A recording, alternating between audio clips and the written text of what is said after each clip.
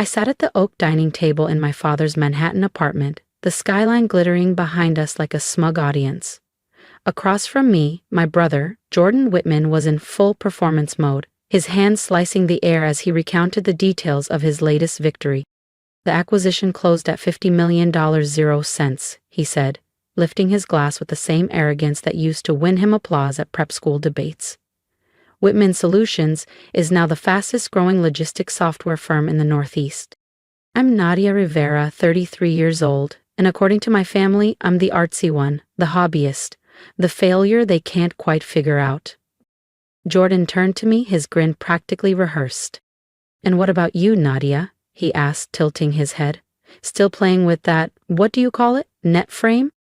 "NetForge," I said calmly, taking a sip from my glass of water. "I never drank during family dinners. Too many slip-ups happen when you're not sharp." Jordan snorted. "Right. Still making websites for Etsy shops and bloggers, huh? That's adorable." Our stepmother chimed in, ever the mediator. "Everyone has their own pace, dear. Jordan just happened to find his early. Nadia is building something too, I'm sure." They had no clue what NetForge really was.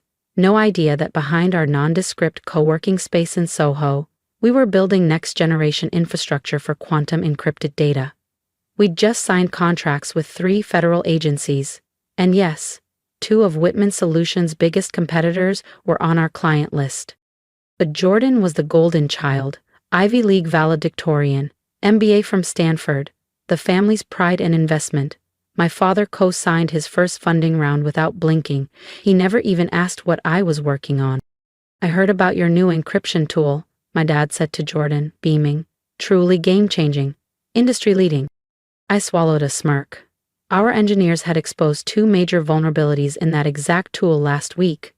We'd sent a discreet advisory. It was ignored. Jordan leaned forward, eyes gleaming. "Anyway, tomorrow we announce our biggest merger yet, historic even. Can't say with who, obviously." He flashed a look in my direction. "I doubt NetForge deals with NDAs. Web design shops usually don't." I smiled. "You're right," I said. "We usually don't, but this one was different." Their puzzled expressions were still etched on their faces when, the very next morning, headlines broke across every major outlet. NetForge acquires Whitman Solutions in $120, 0 cents M strategic merger. Jordan never even saw it coming. My phone buzzed gently in my lap. A message from Ava, my COO. "Everything's set for tomorrow. Their board approved the terms. Want me to send final paperwork to legal?" "What was that, sweetie?" my stepmother asked, noticing my glance down. "Just a client issue," I replied with a smile. "Small business web stuff. You know how it goes." Jordan snorted. "Oh, I remember those days. Hustling for $50 logos and fixing broken contact forms at midnight." He sipped his Merlot, smug as ever. "But I always thought bigger." I typed back without looking up. "Send everything. Meetings at 9. I emailed. Let them know we'll need their final signatures in person." The truth about NetForge was tightly guarded. On the surface, we were a boutique development agency. In reality, we ran one of the most advanced cybersecurity and digital intelligence networks in the eastern U.S. Our actual headquarters took up 3 floors of a high-security building in Midtown, staffed by over 200 of the top minds in behavioral AI, encryption architecture, and corporate defense strategy. Our clients included defense contractors, Fortune 100s, and, ironically, 2 of Jordan's biggest rivals. But that wasn't the most satisfying part. Over the last year, we'd been strategically acquiring minority shares in Whitman Solutions through intermediaries, quietly, methodically, through a web of holding companies. Jordan's revolutionary tech platform had fundamental vulnerabilities, ones our team discovered, documented, and, eventually, exploited. His valuation was unstable, his leadership overconfident. The board was anxious, they needed a bailout, and NetForge had offered one. "Another glass, Jordan?" my stepmother offered, holding up the wine. "Absolutely," he grinned. "We should toast to success, right?" Then, with mock generosity, "Nadia, if you ever want help scaling up, I'm happy to mentor you. Our smallest department probably pulls in more revenue than NetForge in a year." I glanced at my phone. Our updated valuation had just come through. $2.3 billion. Whitman Solutions? Not even half that anymore. That's kind of you, I said, keeping my voice even. Actually, I've got some meetings tomorrow about an expansion. Jordan raised an eyebrow, all smirk and disbelief. Oh, finally getting a proper office? Maybe hiring an assistant? Our father chuckled under his breath. Be nice, son. Not everyone gets lucky in business.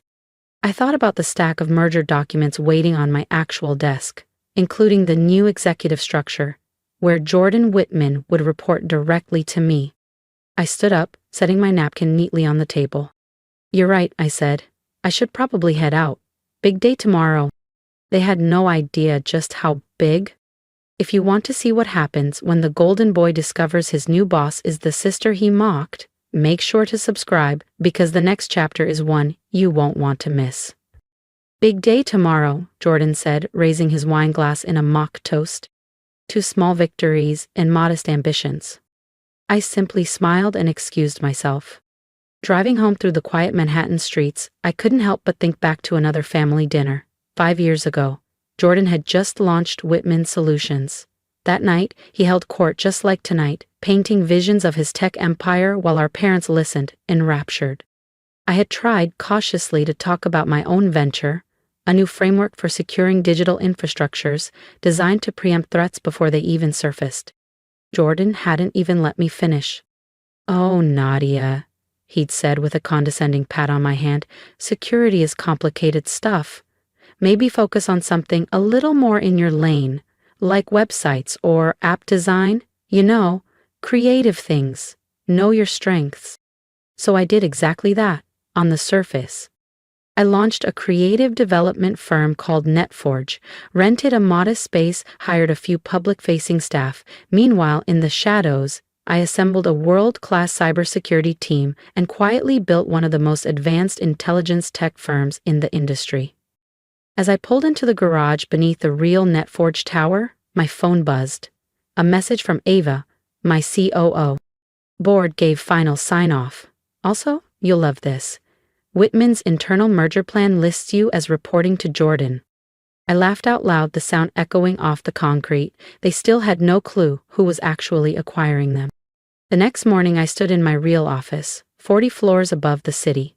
From here, I could even see the tiny office space my family knew as my company. The metaphor wasn't lost on me. James, our legal advisor, appeared at the door. They're here. Sterling's entire executive team just arrived. Jordan? Front and center, you should have seen his face when he saw our name on the conference room door. I adjusted the collar of my designer suit, far removed from the soft cardigans I wore to family dinners. I picked up my tablet, a silent reminder of everything we had built. Quietly, relentlessly, without validation. I stepped into the conference room. Jordan stood by the window, arms folded, surveying the skyline. He turned at the sound of the door and froze. Nadia, what are you doing here? His brow furrowed. This is a confidential meeting. I walked calmly to the head of the table and set my tablet down. I know, I said. I called this meeting. He laughed, the sound forced and hollow. Don't be ridiculous. I met his gaze without flinching. You'll find nothing about today is ridiculous, Jordan. And by the end of this meeting, you'll understand exactly who owns Whitman Solutions now. I'm here to meet with the CEO of Atlas Dynamics, I said evenly. Murmurs rippled through the room. Atlas Dynamics was one of NetFrame's many shell entities, an acquisition arm we had used to broker the merger.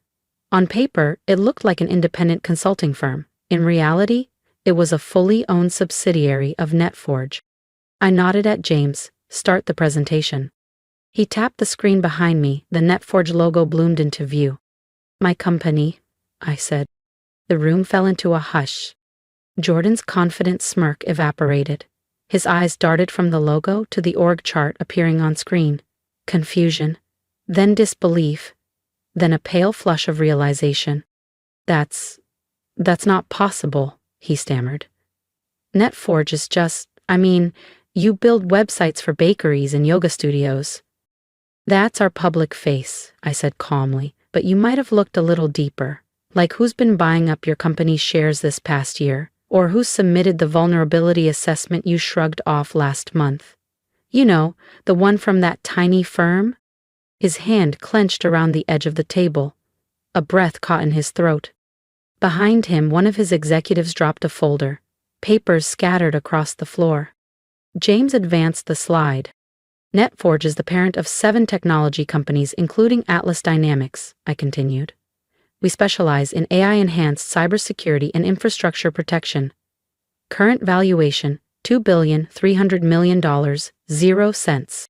Gasps spread across the table. Several sterling no Whitman Solutions board members shuffled through documents, connecting the dots they should have seen months ago. Jordan stared at the screen like it might change if he blinked hard enough. And as of 9 a.m. today, I added, we own 51% of Whitman Solutions stock. I paused, just long enough for the weight to land. This meeting isn't to negotiate a merger, it's to finalize one. You can't do this, Jordan said softly, his voice tight. You tricked us. No, your board voted, willingly, especially after we demonstrated just how unstable your revolutionary platform really is. His face flushed deep crimson. You sent those warnings?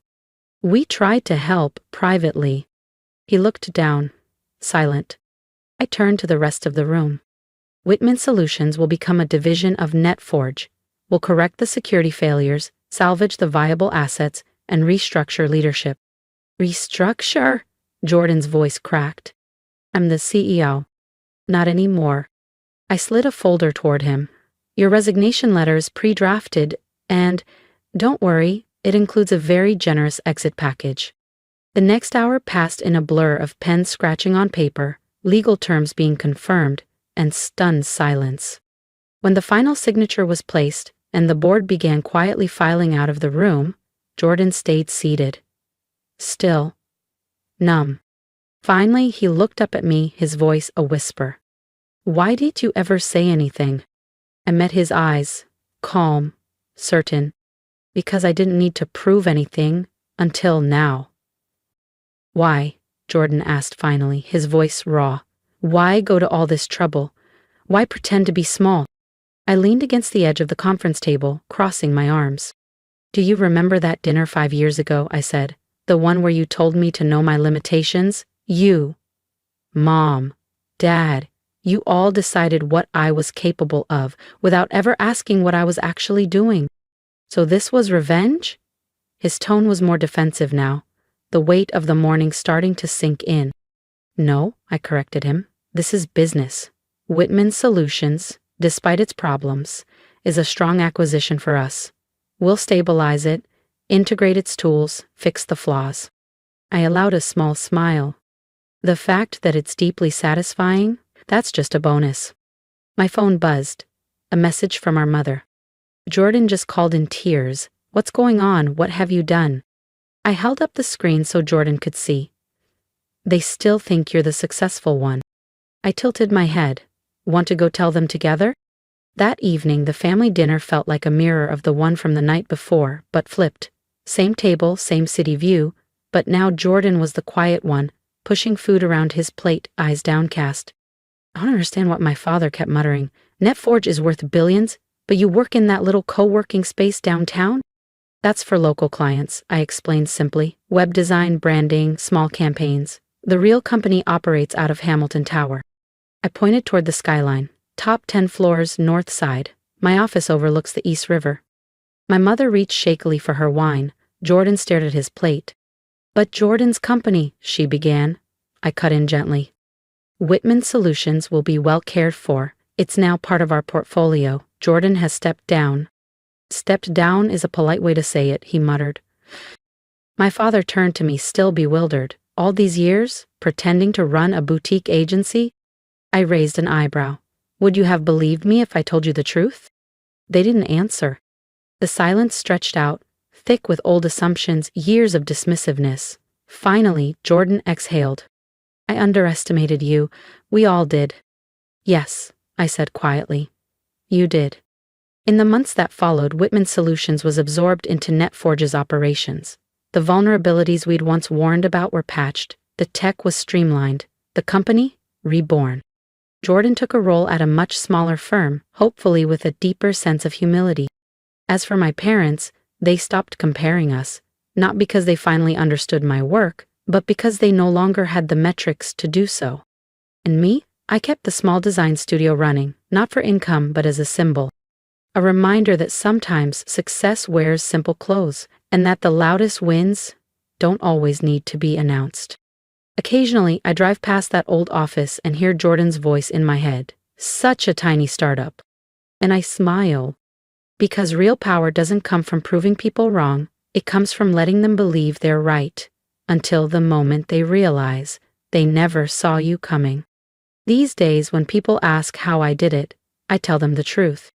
Success starts with silence and ends with a boardroom. If you've ever been overlooked, dismissed, or told to stay in your lane, then you already know a piece of my story. I didn't set out to get revenge. I set out to build something real.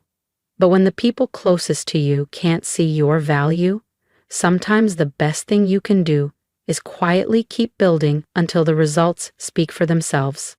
If my journey resonated with you, even a little, I'd love to hear your story. Leave me a comment below. Tell me about the time you were underestimated and how you rose above it. And if you believe in the power of silent strength and strategic patience, hit that subscribe button. Your support means more than you know. My advice? Never let someone else define your limits. They don't see your dreams the way you do. You don't need loud announcements or validation to be extraordinary. Sometimes, the quietest path leads to the most powerful destination. I built an empire behind a simple facade, and you can too. Keep building, keep believing, and when the time comes, let them be the ones stunned by the truth. I'll see you in the next chapter.